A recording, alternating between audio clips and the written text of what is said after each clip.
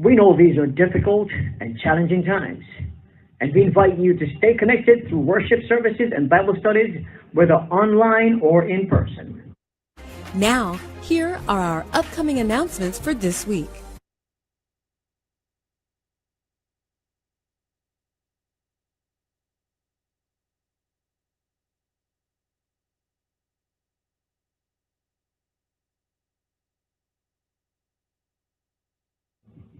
And a reminder, you can give online or via Zelle. Any question about giving may be directed to the Bethany Finance Department.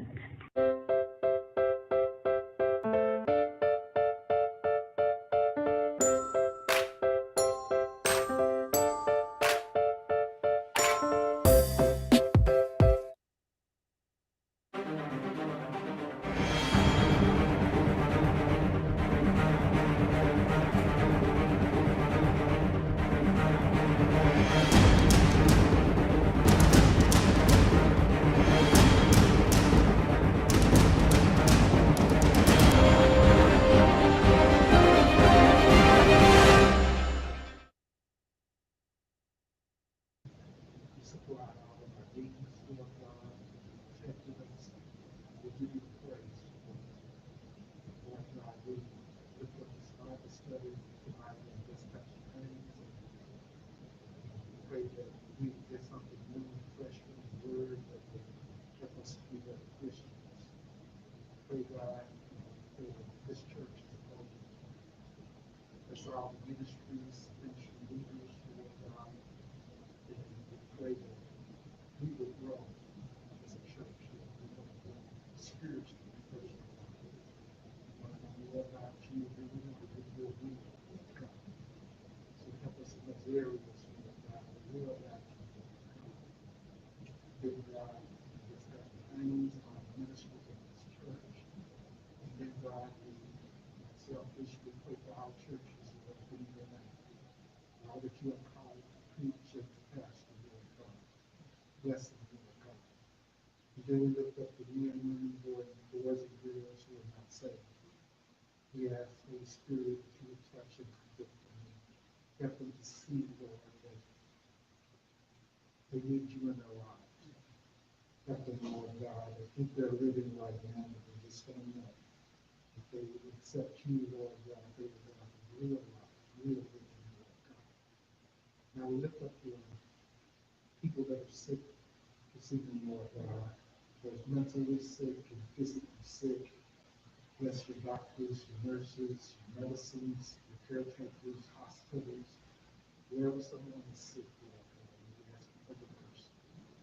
And then, God, you've got some children that are bereaved with loved ones, and ask that you will comfort them as they go through this dark time in their lives.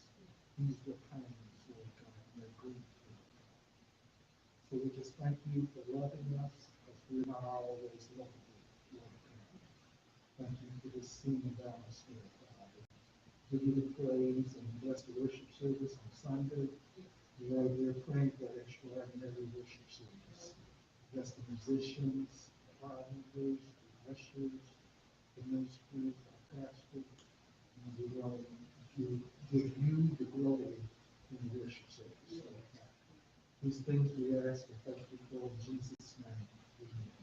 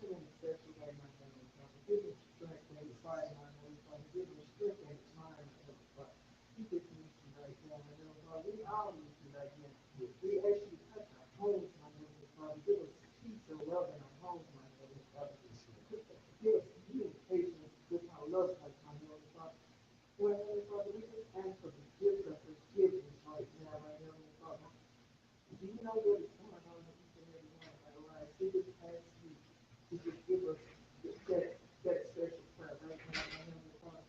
I ask you to touch this as a whole, as a whole, my Heavenly Father. You know what each and every member of the congregation is in need of. And we just need you to touch us right now, my Heavenly Father, because we are begging to be the church that you would have us to be. We just want to be a guidance right now, my Heavenly Father. We want this community to know that Bethany is here, my Heavenly Father. When they see Bethany, they know that it is your people, my Heavenly Father. We just ask you right now in His only Son's name.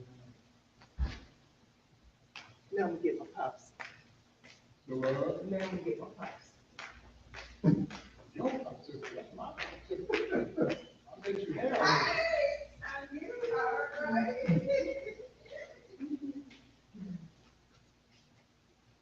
How you doing, Sister Lamont? I'm good. I had to look for my keys for the second time. What happens when you get older? Huh? You forget when you get older. No, after I got done talking to you, I laid them down. I was sitting on them. Say what? You sound like somebody getting older.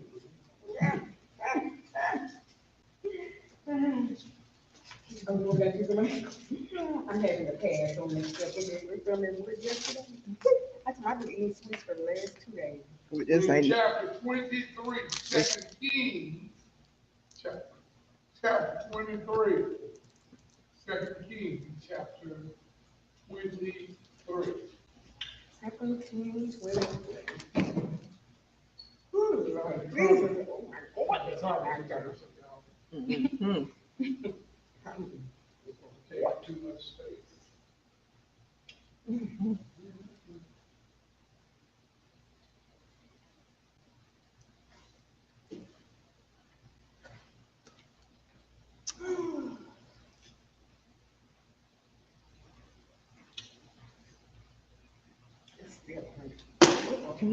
Chapter 23. And the king sent, and they gathered unto him all the elders of Judah and of Jerusalem. And the king went up into the house of the Lord, and all the men of Judah and all the inhabitants of Jerusalem with him, and the priests and the prophets and all the people, both small and great. And he read in their ears all the words of the book of the covenant which was found in the house of the Lord. And the king stood by a pillar and made a covenant before the Lord to walk after the Lord, and to keep his commandments and his testimonies and his statutes with all their heart and all their soul, to perform the words of this covenant that were written in this book. All the people stood for the covenant. And the king commanded Hilkiah the high priest, and the priests of the second order, and the keepers of the door, to bring forth out of the temple of the Lord all the vessels that were made for Baal, and for the grove, and for all the host of heaven. And he burned them without Jerusalem, the fields of Kidron, carried the ashes of them unto Bethel. And he put down the idolatrous priests whom the kings of Judah had ordained to burn incense in the high places in the cities of Judah, and in the places round about Jerusalem. Them also that burned incense unto Baal, to the sun, and to the moon, and to the planets, and to all the host of heaven. And he brought out the grove from the house of the Lord without Jerusalem unto the brook Kidron, and burned it at the brook Kidron, and stamped it small to powder, and cast the powder thereof upon the graves of the children of the people. And he brake down the houses of the Sodomites that were by the house of the Lord, where the women wove hangings for the grove. And he brought all the priests out of the cities of Judah, and defiled the high places where the priests had burned incense, from Geba to Beersheba, and brake down the high places of the gates that were in the entering in of the gate of Joshua, the governor of the city, which were on a man's left hand at the gate of the city. Nevertheless, the priests of the high places came not up to the altar of the Lord in Jerusalem, but they did eat of the unleavened bread among their brethren. He defiled Tophet, which is in the valley of the children of Hinnom. No man might make his son or his daughter to pass through the fire to Golan. And he took away the horses that the kings of Judah had given to the sun at the entering in of the house of the Lord by the chamber of Nathan-Melech, the chamberlain, which was in the suburbs, and burned the chariots of the sun with fire.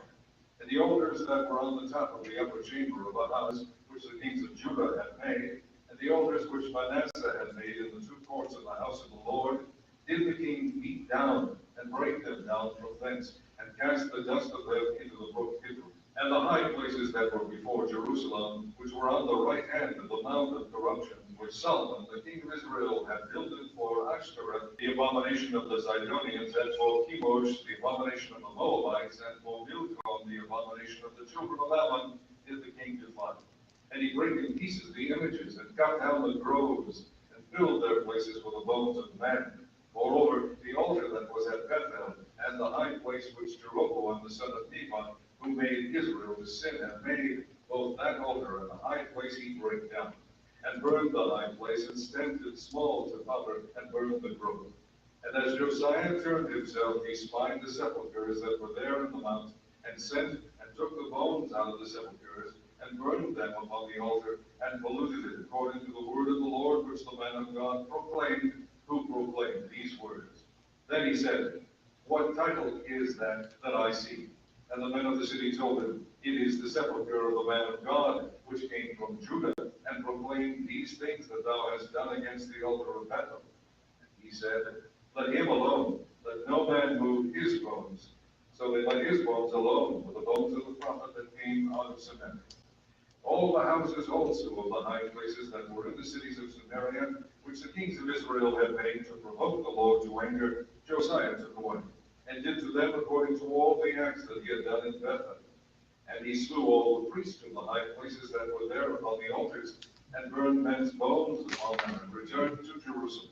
And the king commanded all the people, saying, Keep the Passover unto the Lord your God, as it is written in the book of this covenant.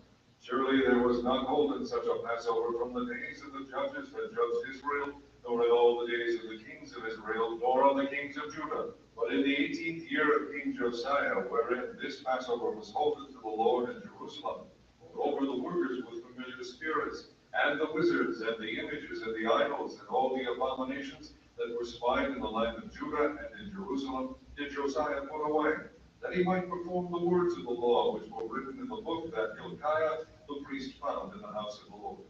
And like unto him was there no king before him that turned to the Lord with all his heart, and with all his soul, and with all his might, according to all the law of Moses. Neither after him arose there any like him. Notwithstanding, the Lord turned not from the fierceness of his great wrath, wherewith his anger was kindled against Judah, because of all the provocations that Manasseh had provoked him withal.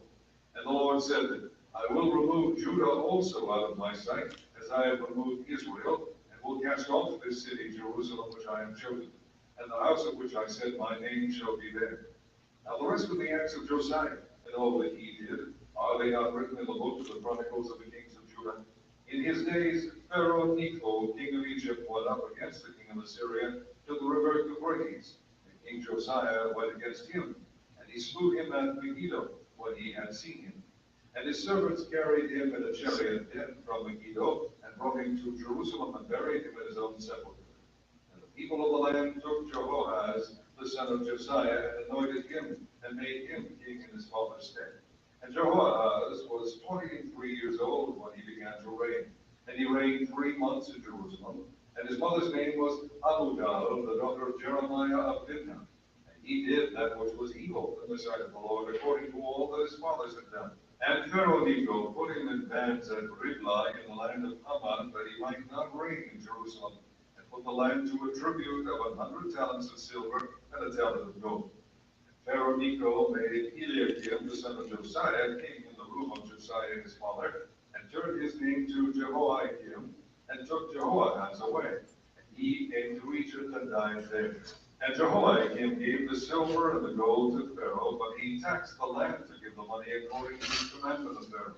He exacted the silver and the gold of the people of the land, of every one according to his taxation, to give it unto Pharaoh Necho. And Jehoiakim was 25 years old when he began to reign, and he reigned 11 years in Jerusalem. And his mother's name was Zebudah, the daughter of Pedaiah of Rumah. And he did that which was evil in the sight of the Lord, according to all that his fathers had done.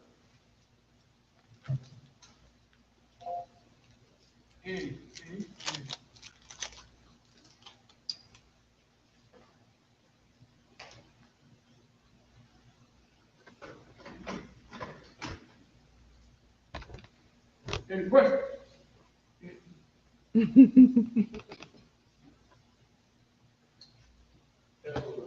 similarities between 22 and 23. Much of what we're talking about tonight, we'll talk about was covenant 22. The difference between 22 and 23 is there's a lot more detail in what Josiah actually accomplished. Got an outline here to kind of give you some idea of what he did in the brief on. You have the renewal of the covenant found in those first 3 verses in chapter 23.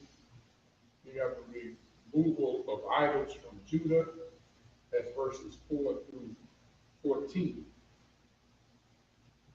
4 through 14. Removal of idols from Bethel, that's verses 15 through 20. Removal of idols from Bethel.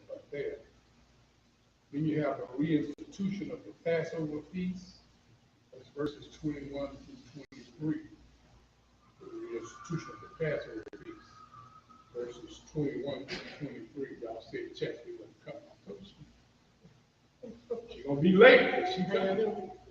Hey, Chad. The removal of superstitions from Judah, verses 24 through 25. Again, those are the actions of Josiah. Remember, we're studying King Josiah. He's the son of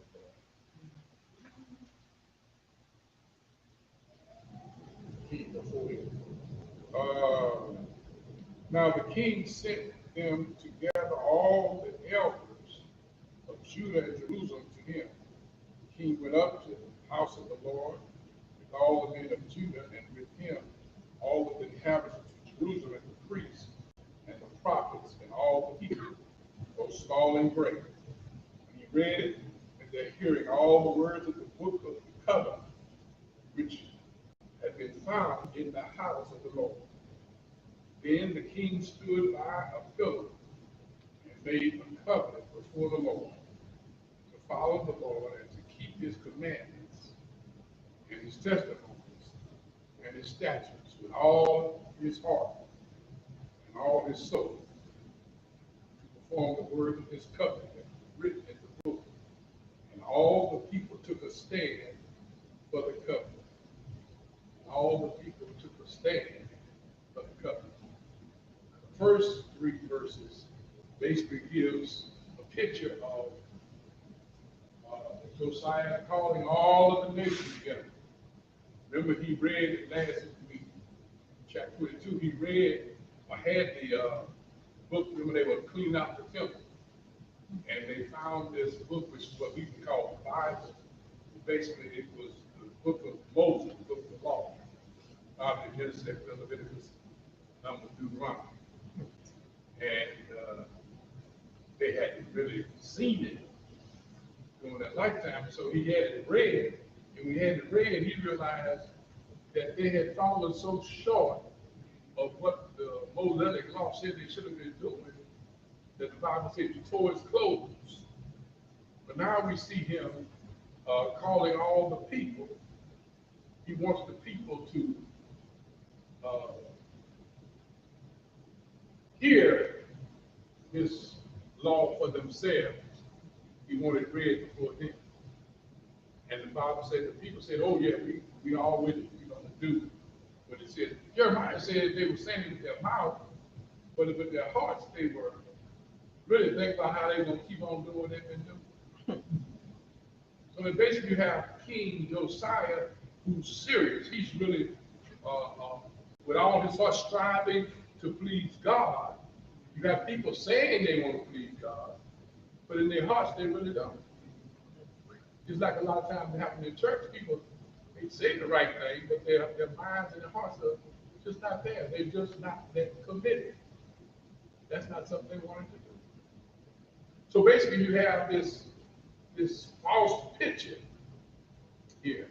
Here's this king who his whole heart is toward God. Now remember, God has already told him that he got this wrong, but they've been too wicked. And not going to happen in his lifetime. But even though he knows it's not going to happen, he still goes through all of this effort, striving to reform Judah by going through all of these actions. And the people say they're going, but suspect. But let's go. Let's go. Verse 4.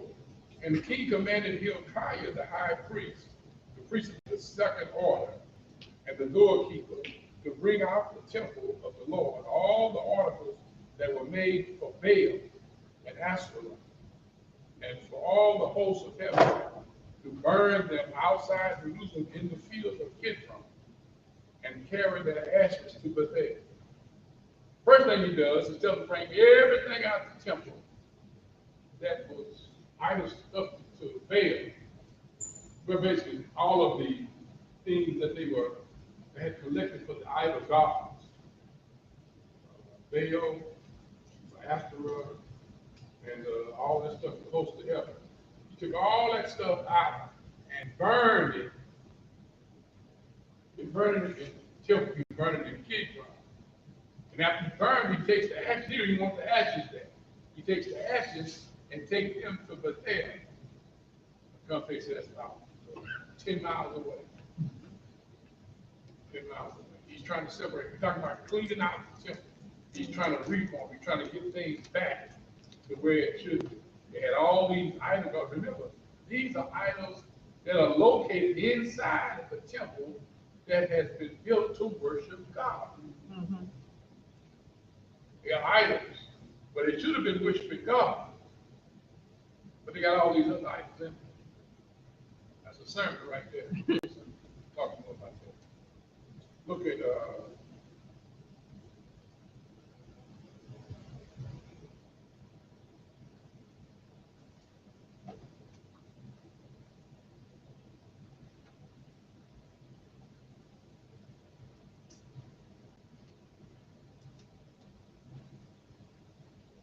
then he removes the idol, the adulterous priests, whom the kings of Judah had ordained to burn incense on the high places in the cities of Judah, in the places all around Jerusalem. And those who burned incense to Baal, to the sun, and to the moon, and to the constellations, and to all the hosts of heaven. And he brought out the wooden images from the house of the Lord, the brook Kidron, outside Jerusalem, burned it at the brook Kidron, and ground it in ashes, and threw its ashes over the graves of the common people. So now we see he goes a step further. He takes the idolatrous priests, preachers, who were designated by the king, like Manasseh and all of them. They got these priests. Now they're offering sacrifice in the temple for these idols. They're supposed to be preachers, but they're really false prophets. And the Bible says, what did he say he did? He removed the idolatrous priests who the king had ordained. He got rid of them. False prophets, false preachers. They had the right titles, but they had the wrong attitude. In the right place, but with the wrong sermon. Took all that stuff and he burned again and grinded it to powder and took the powder and sprinkled it over the graves of common people. That was to say, basically, it wasn't to talk about the common people. It was saying that all this stuff is supposed to be so powerful, these gods are supposed to have so much power. It's just like dead. It really belongs to the grave. It really belongs to the grave. It really belongs to the grave.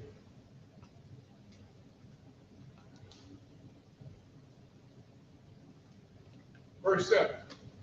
Then he tore down the ritual boots of the perverted persons that were in the house of the Lord, where the women wove hangings for the wood images.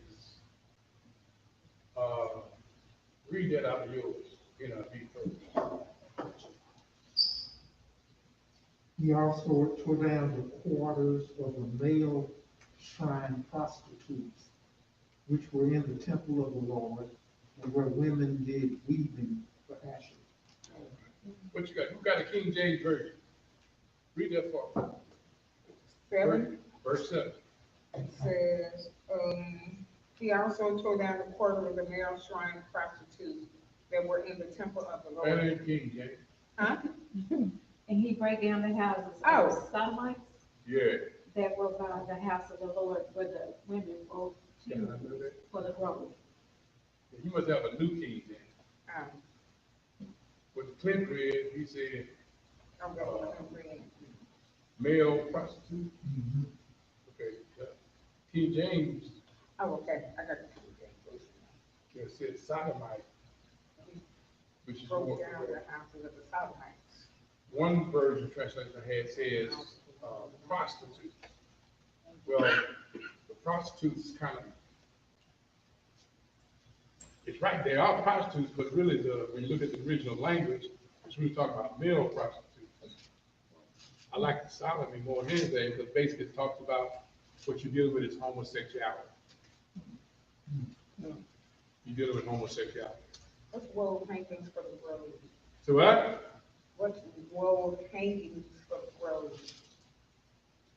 Okay, what basically you have here is a church by the church. It was like booths by the temple. Talking about the hanging of the groves. The women would wove cloths, curtains. Some say the curtain were used for hanging from the prostitutes. The colors, it's like they do, they like a lot of colors. But some say, well, these booths, the curtains were really like petitions, walls. It's like tents. So they're hanging the petitions to compartmentalize the places where they're having sex. Oh, okay. See what I'm saying? So they don't want to be seen by everybody. So you have worship, instead of having a scripture read, praying, and some preaching and singing, what they would do is have sex. And basically what you have here is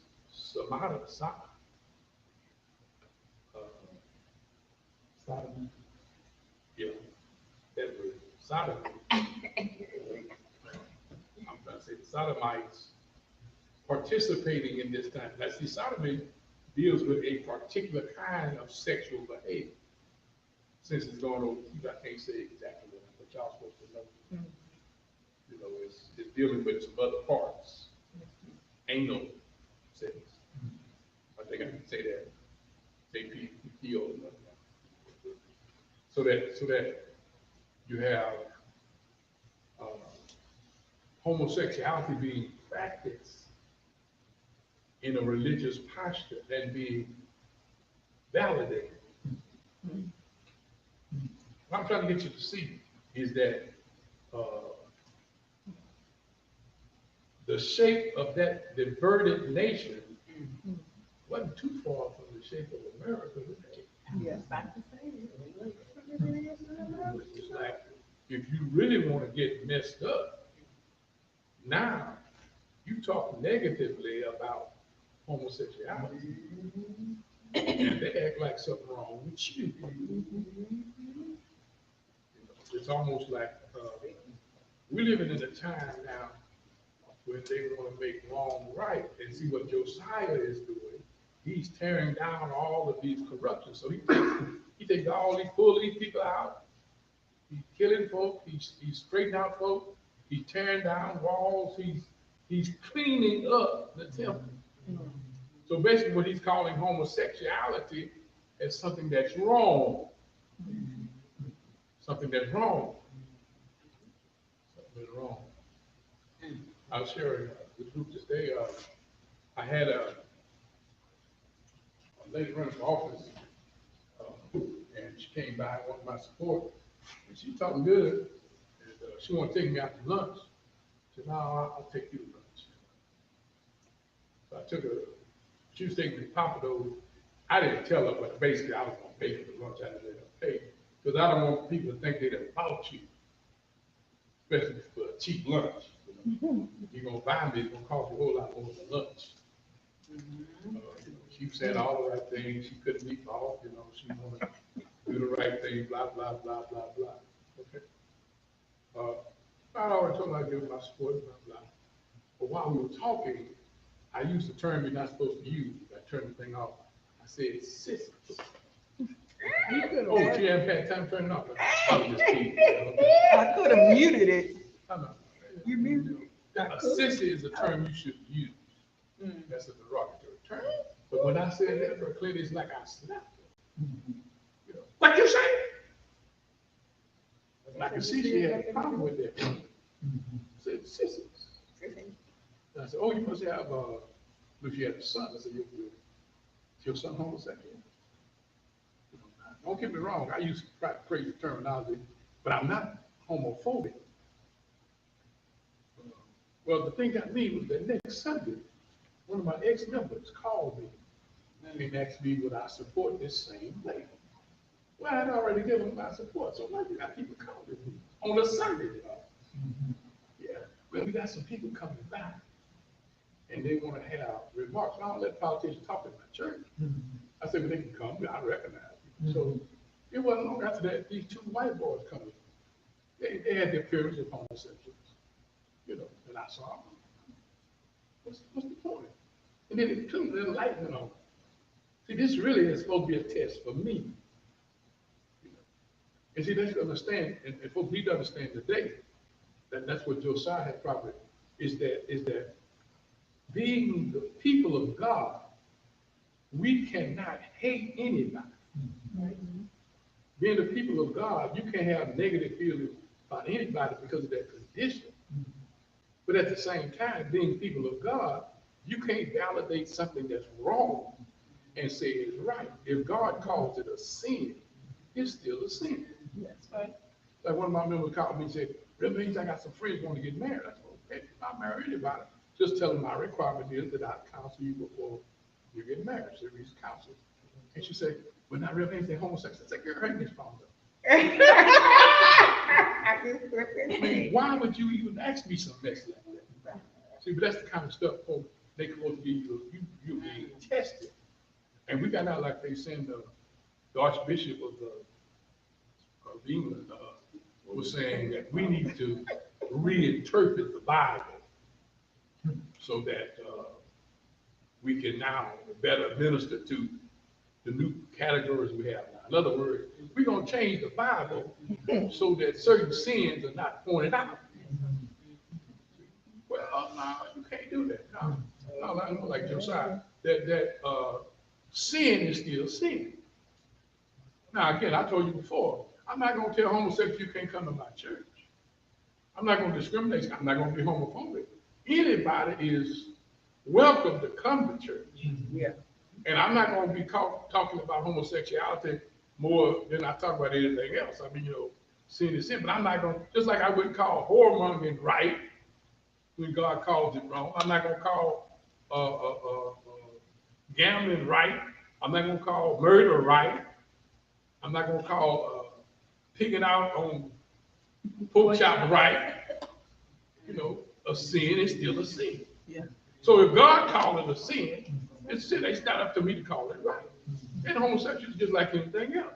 People can come, they can hear the word. They don't have to be picked on, but at the same time, a sin is still a sin. Y'all feel it? Yeah. But Josiah is trying to clean up. When he's trying to clean up, this is one of the things he did. Now that's not politically correct. Today that's not politically correct. You can get trouble. That can get us in trouble. Now, I found out some time ago that you can't grow a church in this environment unless you're politically correct or something. Mm-hmm. Now, granted, I know one of the reasons why Beth don't grow. They have some issues. Like I said, some people have problems with me, because, I'm going to talk about Solomon later, that, we live in a time now, people want you to be polished. You see, one of the problems people got with me, I'm educated. I'm educated. But I'm not one of these fellas trying to look polished, trying to be politically correct all the time. That's not my goal. I'm sorry. I mean, see, I learned one time you got to be who you be. You can't be somebody else, And I'm not going to spend time trying to please jokers you can't please anyway. So that I know who I am and I know what I'm about. So that basically my goal is to preach the word, to make the gospel as plain as you possibly can so that people can understand the word of God. I couldn't care less if you don't think I'm polished or if I'm politically correct. That's not my job. Now, if you appreciate the word, preach the gospel, that's fine. But now you try to put me in some kind of, I had one of my mentors say, he was pastoring the Silver Stockton Church there in Beaumont. He said, man, my member got a problem with you because they can't pigeonhole you. They say you're too smart for them to call ignorant, but at the same time you be saying stuff they don't like. You know what I'm saying? I said, I understand that. It's like I had one member say, their daughter was sitting in one of my sermons and counting the number of times I spit a bird. Sucker should have been listening to the sermon, counting how many times that the message was beating across her head. But that's the whole point. We live in a world that folk are more concerned with appearing to be something to folk. And that's the problem in a lot of our churches. We're trying to grow the churches and ready to compromise a lot of stuff that is diametrically opposite to what God is all about. Josiah said, no, I'm not going to do that. And so that's what happened in verse 7. Verse 8 says, and he brought all the priests from the cities of Judah and defiled the high place, defiled the high places where the priests had burned incense from Geba to Beersheba. Also, he broke down the high places at the gates, which were at the entrance of the gate of Joshua and the governor of the city, which were to be to the left of the city. Nevertheless, the priests, the high places, did not come up to the altar of the Lord in Jerusalem, but they ate unleavened bread among their brethren. He tears down all these places. He takes the priests that were defiled and basically put them in their places, pull them out, bring them down. These priests, again, were named by kings. These priests are valid. These are preacher pastors who are valid to hold their position. These are descendants of Levites. So they have a right to eat the food that's allocated for the Levites. Remember, the Levites, when Joshua was handing out the portions of land allocated to each tribe. Manasseh got a portion, Ephraim gets a portion, Judah gets their portion. Every tribe has a portion. But when you got to the Levitical tribe, they don't get a portion. Not of course they had, their house, the land for their houses. But they didn't get land like the other tribes. Why? He said, because they're supposed to live off of the tithes and offering that was given to the church, to the temple. I didn't get all of it. Some of it was there for, as you say, for the upkeep of the temple. Some was there, kept in the treasury, but there was a portion that was given to the Levitical tribe. In other words, all your high priests, that's why by the time these come to Saxon, you get rich suppers, man. Because you got, think about that. You got 12 tribes feeding one tribe. See, whenever you had a peace offering, a fellowship offering, part went to God, the other part went to the priests. That you had, in other words, part went to God. The priest represented God. The other part went to the person who gave the sacrifice. So you eat part, I eat part. But God's part, like a burnt offering, part was like the fat. The part you divide between priests was the meat. It's pretty good. But anyway, that's another sermon. What I'm trying to make is that all the food given to the Levitical tribe is then handed down. Of course, the high priest, he has a different position. You had the functioning priest who came and actually ministered in the temple. But like Cousin Bobo and all of them, the children, all of them got a portion. Everybody had a time to come minister. Well, these people had a time to minister, but they weren't ministering in the temple because they didn't want to come to the altar. They was staying at home, ministering in other places. They didn't want to come to the altar. They didn't want to come to the altar. They didn't mind eating the food for the holy family. Eat the food for the Levitical tribe. Eat the food for a personal God. Eat the food for special people. But we don't want to come to the altar. I thought about that. God was saying, the altar, tell you about the altar. You know, the altar when you have on front when you come up to pray. That's where you go to altar you.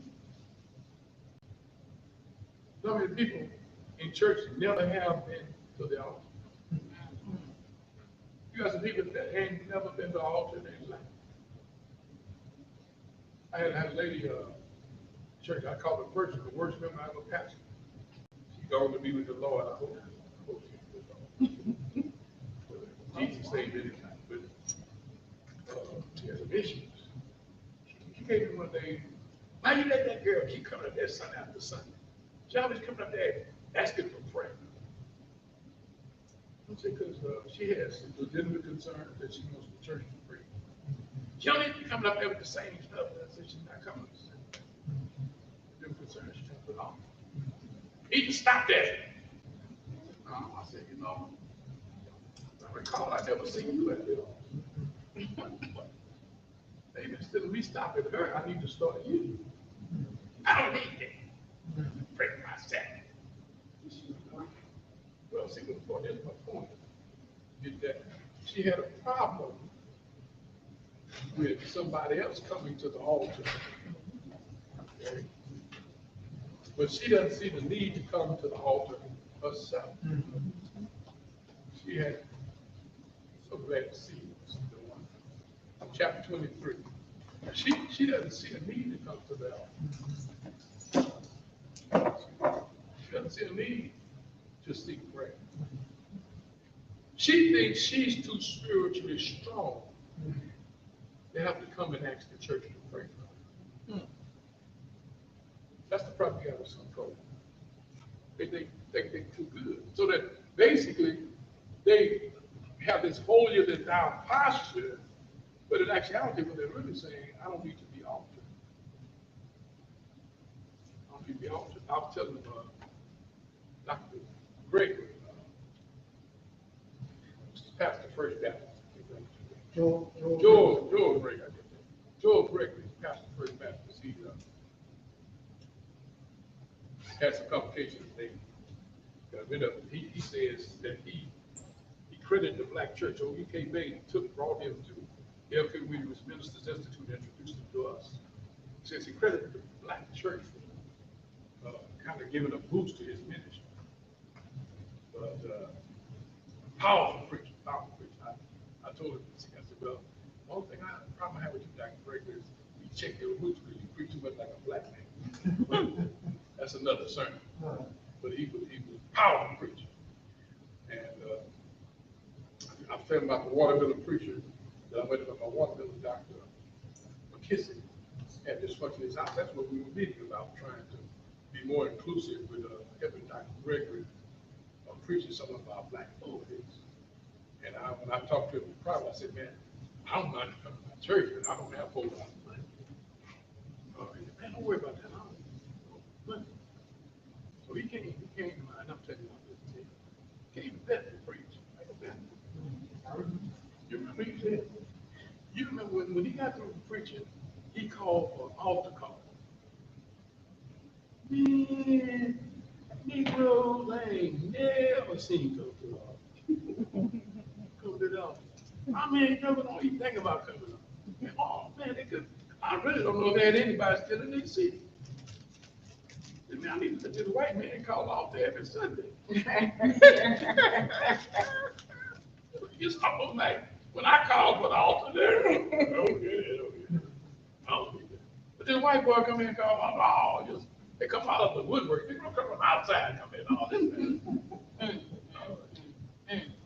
You know how many people never come to the altar for prayer? How many people never see a need to ask God to help them, ask the church to pray for them, or pray with them, or going through something? We so strong, but that's a sign of weakness if you come down there. No, at some point, he a priest, supposed to be priest. But they offer sacrifice, but not at the altar. Offering sacrifice, but they're offering at other altars. You hear about all these idol gods. See, you got too many altars in some of our churches. Both have one altar for God, but the problem is we got too many other altars. That's why they can't come up front, because they got their altars in the back. Somebody got an altar in the back. Somebody got another altar. Don't get me started talking about altars. You know, I'll start calling names. I don't want to hurt nobody's feelings. They get real upset when you start talking about certain things, because they're more committed to idol altars than the altar of God.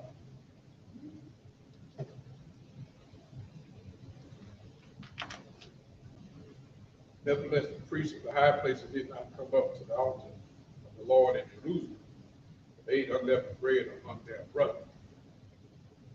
Do you remember when Jeroboam, the northern kingdom, and he made those two golden calves? He told them to worship golden calves. Remember, he didn't want to let them come to Jerusalem because he's afraid they start cutting too often. They commit to coming to Jerusalem. And so he had these golden crowns. Said, this is your God. And they start praying to these idol gods. This is one of the things that Josiah was working against. Here are priests who want to claim to be priests of God, but don't want to come to the altar of God. Verse 10, and he defiled Topheth, which is the valley of the son of Hinnom, that no man might make his son or his daughter pass through the fire of Moloch. Now, verse 10, talking about the defiled Topheth. Topheth, it's like a place where they play a lot of drums. These drummers. They were trying to play the drums so loud so you couldn't hear the cries of the babies, the boys and the girls who were being offered to idol gods. So basically, you had parents who were offering their children on the altar to idol gods. He said he came and he pulled all that mess down. Just think about how sorry some people are. They don't want to have children no way, and they use that as an excuse to kill their children. How they're gonna give them a sacrifice? People sacrifice them now in different ways. They let their boyfriend beat them up. They see people chaining folk and starving their own children. But basically, you had people killing folk in the name of their God, not Yahweh. In the name of Molech. They won't kill them. So they playing the drums, they don't have to hear the crying, hear the noise of misery. Verse 11, then he removed the horses that the kings of Judah had dedicated to the sun at the entrance of the house of the Lord by the chamber of Nathan Neelam. And the officer who was in the court, and he burned the chariots of the sun with fire. But they had all these nice looking horses and chariots. Stuff was pretty, man. It's like some pretty cars in church. But the problem is they use them for the wrong purpose. Use them to be worshipped for idols, bring attention to the wrong place. And the altars that were on the roof and the upper chambers of Ahaz, which the king of Judah had made, and the altars which Manasseh had made, in the two courts of the house of the Lord. The king broke down and pulverized them and threw their dust into the brook Kidron. He took all these altars and he mashed them down with powder, it says, and threw the dust in the brook of Kidron. Then the king defiled the high places that were east of Jerusalem, which were on the south of the Mount of Corruption, which Solomon, king of Israel, had built for Ashtoreth, the abomination of the Sidonians, Chemosh, abomination of the Moabites, Milcah, the abomination of the people of Ammon. He broke in pieces the sacred pillars and cut down the wooden images and filled their places with the bones of men. He's just tearing down stuff. Everywhere there worshiping idols, he's tearing them down. And look at what he says with defiling the high places where Solomon had built. Solomon. How is a man who is the wisest man that ever lived do something so stupid? This is one of those instances where you see Solomon, remember I told you, we talked about it before, he got all these wives. Somebody said he had 700 wives. One place he probably got to the point of 1,000 wives. He is superior to his daddy David, because David couldn't build a temple because he had too much blood on his hands. Solomon didn't have no blood on his hands, because what he'd do, he'd marry the king's daughter. So he ends up with all these wives. But you know, this diplomacy, he marries the daughter. The king is not going to attack his son-in-law. So they get along, everything's fine, until you got all these women who are living in this strange land, and they want to go to church. Well, wise, smart daughter. Instead of having to pay all this money to send them to their hometown to worship, he decided we're going to build them a temple right here. The only problem is that he's building a temple for their convenience, but at the same time, he's defiling the land of God. So now he got all these idol temples for his women to worship. But it's in Israel that is supposed to be the land of God's worship. I ain't messing up. He's smart, but he's stupid. And then, you know, you ain't going to be going with that woman kissing on her too long before she actually come to church with her. And before you know it, Solomon is going to church. Oh, well, you know, we can just like, I'm going to go there, but I ain't going to bow down to the God. But the fact you go to the church at all, you messing up. And so this is what he does, and that's his rationale. But the bottom line, he promotes corruption in Israel. People start worshiping these idol gods. Supposed to be for his wife, but end up corrupting the nation. Got a whole lot of folk worshiping idols being corrupted. But when Josiah comes in, man, he comes through like a wrecking ball, tearing all that mess down. I don't care who it was. If it was wrong, if it's against God, if it's anything other than God, I'm going to tear down. God said, I am a jealous God. Thou shalt have no other God. Oh, the altar that was at Bethel, high place, which Jeroboam, son of Nebat, who made made Israel sin. It made both the altar and the high places to break down. He burned the high places and crushed it into powder, and burned the wooden images. As Josiah turned, he saw tombs that were there in the mountains, and he sent and took the bones out of the tomb and burned them on the altar, and defiled it according to the words of the Lord, which the men of God proclaimed, who proclaimed these words. Then said he, what gravestone is this that I see? So he get there and he said, all these defiled places, and they got these people been worshiping this stuff, and they bury them in these places. He said, I'm gonna burn all the bodies, whether they got the bodies turn to bones. He's burning it and tearing down the altars and burning the bones. And he gets to this one grave, and they got a image there. He said, what's this? Oh, this is the prophet. This is like 300 years before. This is the prophet who foretold what you're doing right now. 300 years ago. Oh, we ain't gonna touch his bones. Leave his bones alone.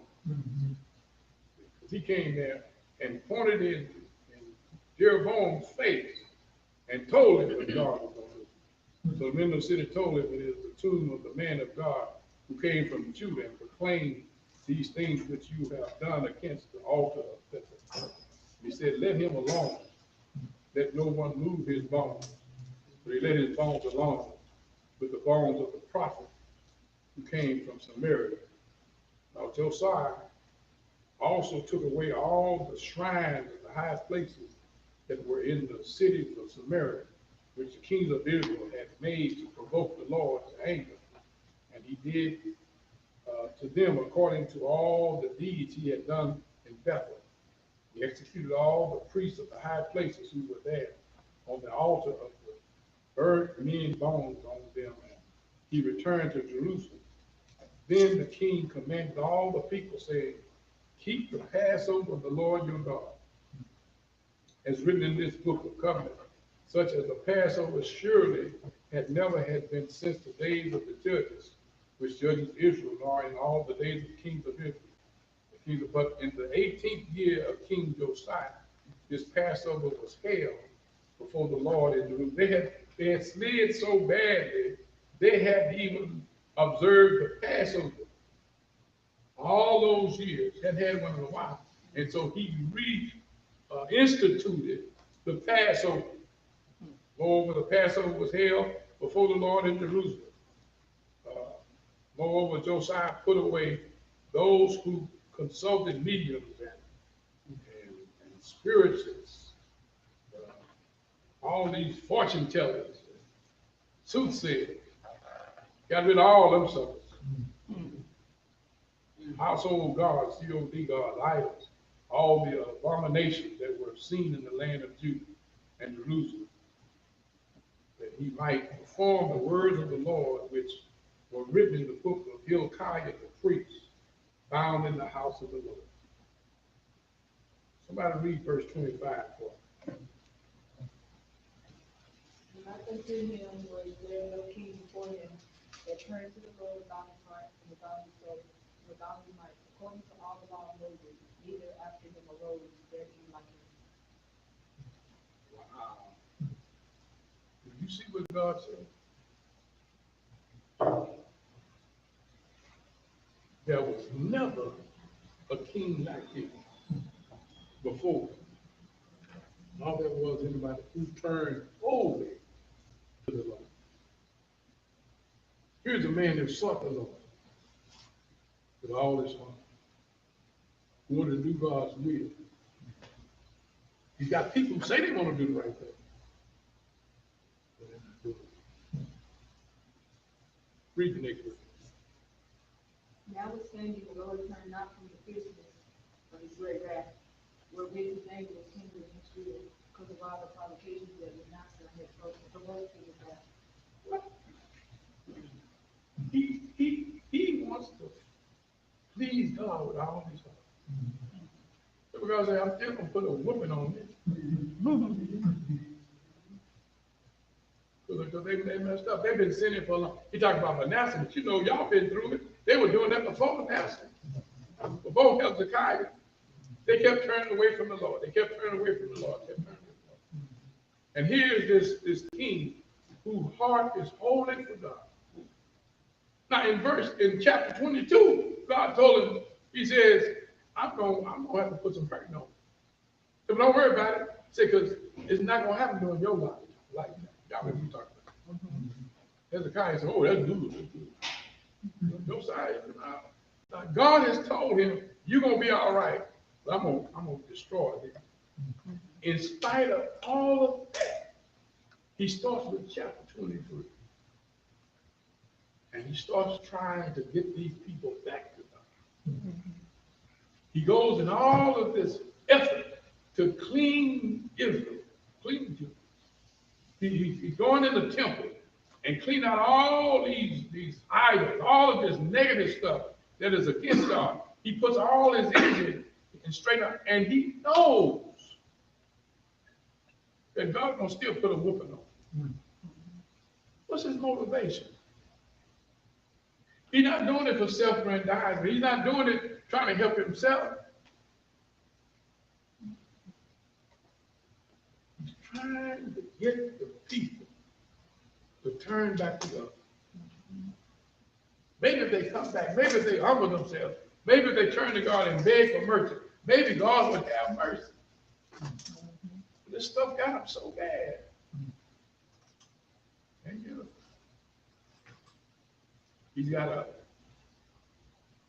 he's a man after God's own heart. Kind of like David. He wants to please God. He wants to please God. He wants to please God. He could have said like Hezekiah, well, as long as I do something, I'm good. No. He's doing everything he can, trying to get them to do the right thing. They don't want to do right. Their motive's not right, but he's going to use you to his dying breath. He's going to strive to win people to the Lord, to do God's will, to clean out the corruption, to pull out the negative. Wow.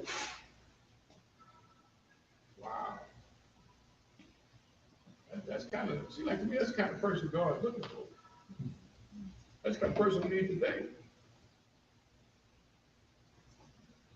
Whether it's politically correct or not, I'm going to do God's will. Whether it's popular or not, I'm going to do God's will. Well, whether it pleases the folk or not, I don't care what the people say, I'm going to please God.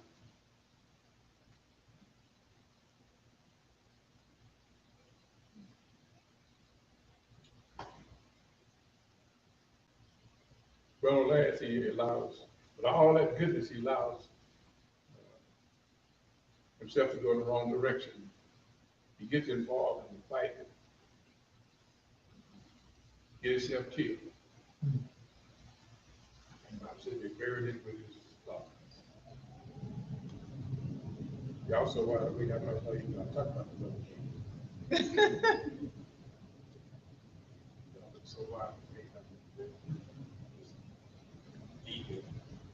Chastity is the last one in, she's the first one with like she's going to speak. Okay, when he dies, who becomes king? His son, Jehoahaz.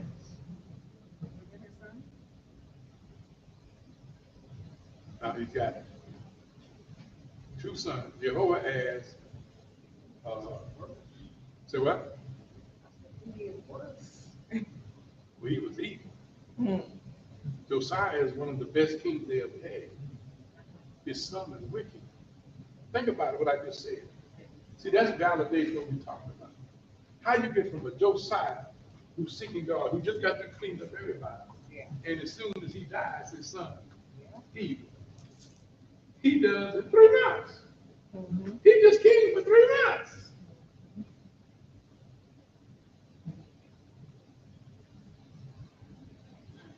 And about it, he did evil in the sight of the Lord. He messed up. 3 minutes. Now, this king,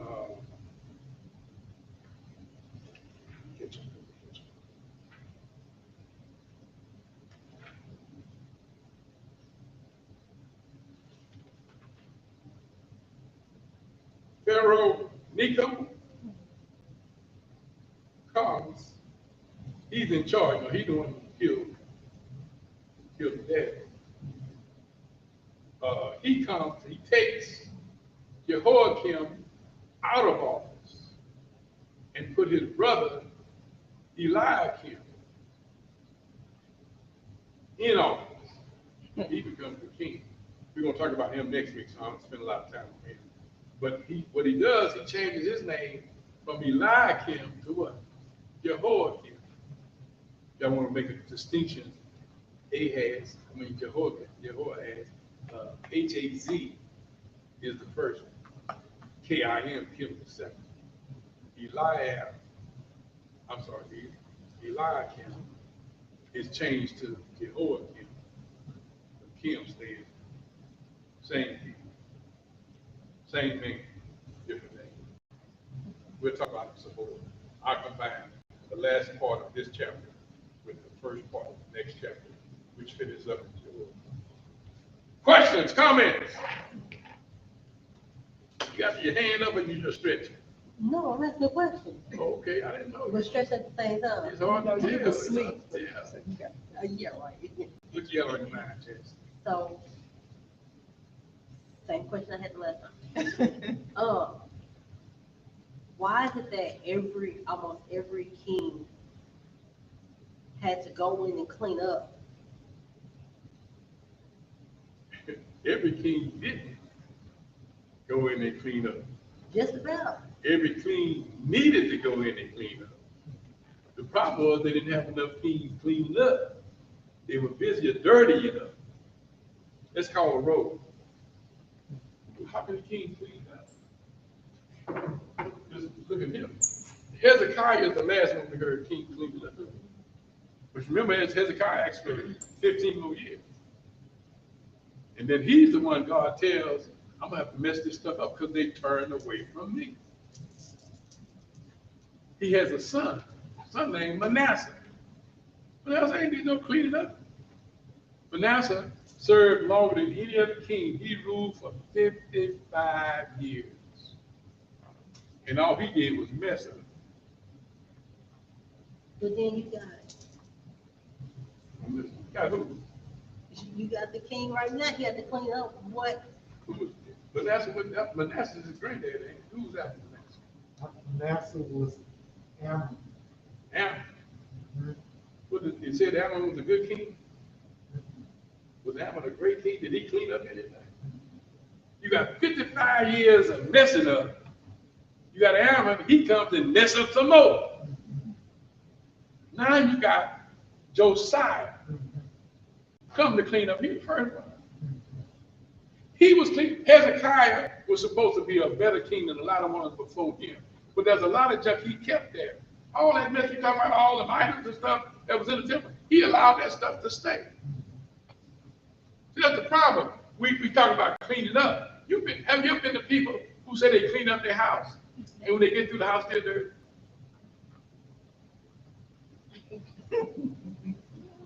When the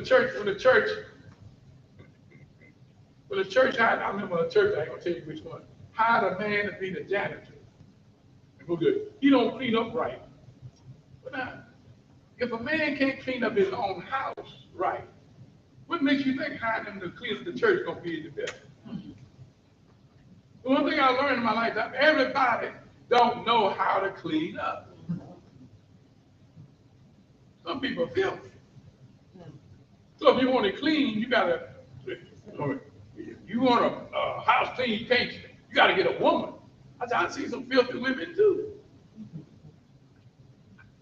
It's not about sex, it's about who wants to clean up. So that when you start talking about cleaning up Israel, are you gonna clean up? Maybe they weren't cleaning up. Look at all them judges. Just go through the list. He did evil in the sight of the Lord. He did evil in the sight of the Lord. He did evil in the sight of the Lord. You get a whole lot of that. Samson, strongest man ever lived. How much cleaning up he did?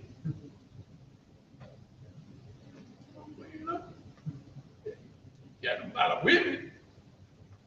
Got a fool. He didn't do a whole lot. He killed some Philistines, but he didn't do a whole lot of cleaning up. I ain't gonna clean up them. He ain't right. No, that there was few and far between. So you get a man like Josiah, he stands up like a thumb on your finger, on your hand.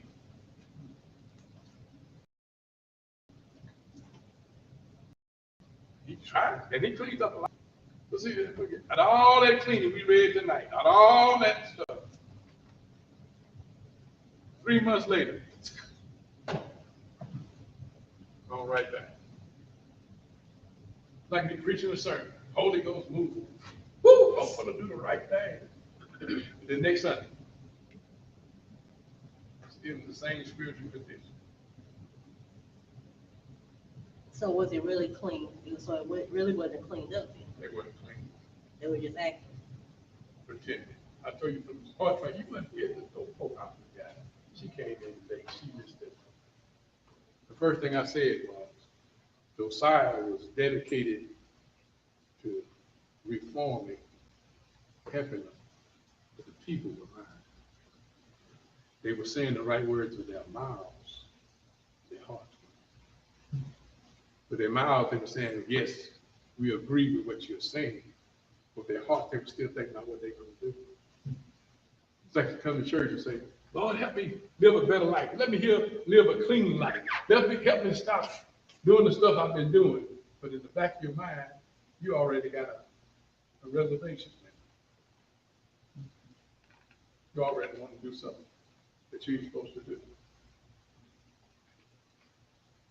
You already got your idol that you put ahead of God. You feel me? I'm making sense. Yeah. It's a sad story. One of the saddest things is when you read through Judges, 1st, 2nd Kings, 1st, 2nd Samuel, 1st and 2nd Chronicles. Anytime you read any history on Israel, that's the story. In Genesis, it's supposed to be God's people, God's chosen people, with God. Abraham, father of the faith. Look at homeboy. Can't wait on God. He decided he got to marry his wife's servant, have a baby. God said, no, my chosen one's going to come out of your wife, Sarah. She's too old. Sarah starts laughing. That's a joke. Look at Jacob. Jacob wants the birthright. The homeboy, he's so tricky. Him and his mama, they gonna lie, scheme, got skin on him. Lie to his dad so he get a blessing. That sounds like somebody trusting God. Joseph's brothers want to sell him into slavery. They didn't do it, but they had planned to do it. They got him in a pit. He thinks they sold him because when people pulled him out the pit, sold him into slavery. So he figured his brothers went into cahoots. Brothers don't know when Reuben comes out to sneak him out the pit, he gone. They don't know what happened, so they lie. Take his coat, put blood on it, lie to his daddy. So by the time they see him, they don't even recognize him. As far as they know, he's dead. People of God. What about that? How many people come to church really want to change for the better? What about you?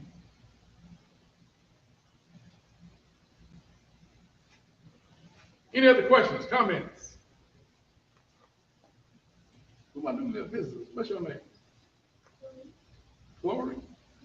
Glad to have you, man. What's your name? Carla. Be glad to have you too. Well, pretty little girl. How old are you? 4? 5. That's big for 5. Like an old lady now. How old is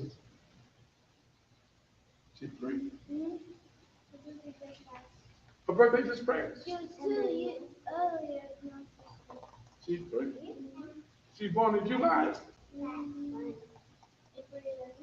or April. Okay. That's close. That's close. Can't make July, you make April.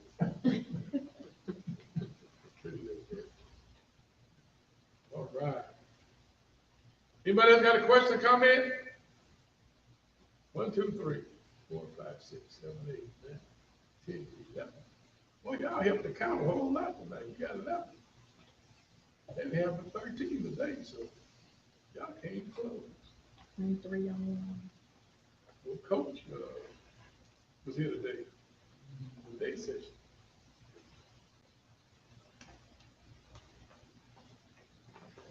Y'all remember this Sunday to thank the men that kept feet up after the picnic. I forgot to mention that, along with so the 2 women, LaWanda and Michelle helped clean up. And Crystal Easy. Crystal helped too. Yeah, she helped with me. She helped clean up. Yeah. And Papa did the cooking. I know, I meant, that's the next thing I was saying, remind me to mention that Coach and Bubba, see, all few members of the kids. Coach and Bubba did the barbecue. I was gonna ask them, did, Hardy do it tonight? They said he just bought the pig. They won't give him credit for cooking. Jerry. We do think that great couple, rather than sister.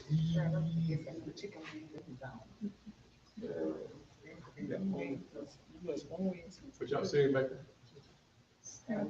Chicken wings. Well, they said, boy, put them things. That's what I heard. I'm so glad I got mine out of there and put some in my truck. Boy. If I hadn't done that, I never would have tasted it. I come in, I look at it. I'm gonna get a car for you. 20 pounds, man, a big old pig. How many pounds? It's bubbling over. It's 20 pounds. 20 pounds.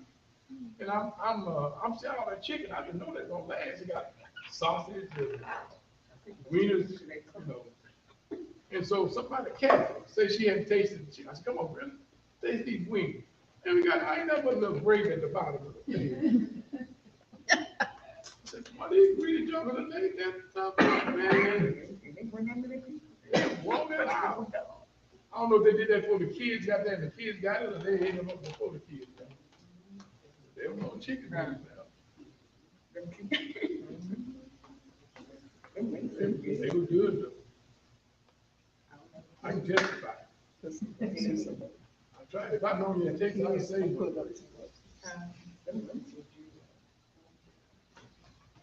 Chester, how were you at the picnic? I was there. You were here? Yeah. Girl, you didn't forget what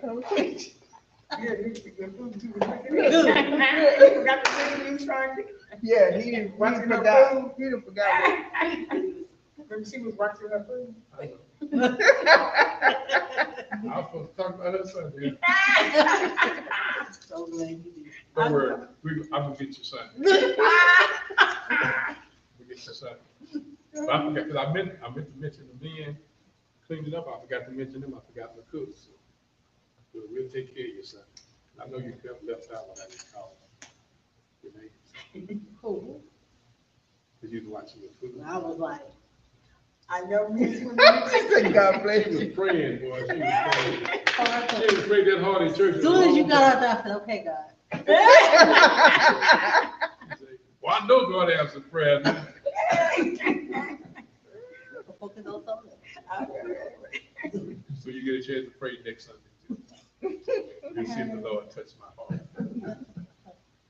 All right, then. Let's all stand. For the closing prayer, we know we're gonna pray it.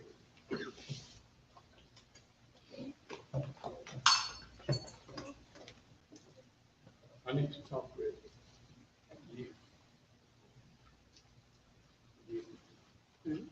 After the benediction. Who will get the closing prayer? You ain't got the chance of it.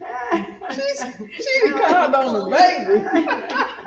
She trying to make the baby pray. She said, Chloe. That's a doggone. Come on, pray. Heavenly Father, I want to thank you, Lord, for all that you have done for us, Lord. Father God, we want to thank you for this blessing, Father God. Help us to leave whatever we can, Father God. We ask you, Lord, that you bless not only this Friday, Lord, bless Sunday morning service, Father God. Yes. Lord, we pray for a powerful, powerful service, Father God. Get us through this week, Father God. Yes. In Jesus' name we pray. Amen. Amen. Amen. Thank y'all for coming. Amen. Amen.